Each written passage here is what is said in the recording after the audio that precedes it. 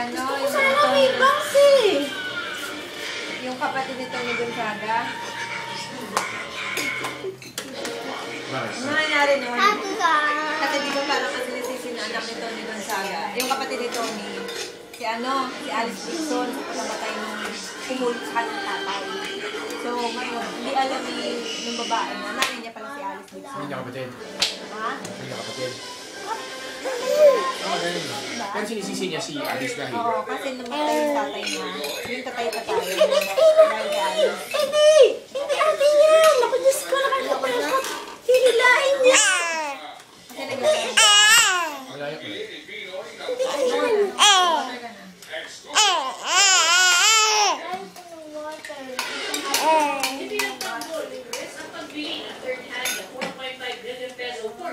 Ilan daw? Third hand? Doon din ang sanang matikin silang pangulo dahil personal na pera naman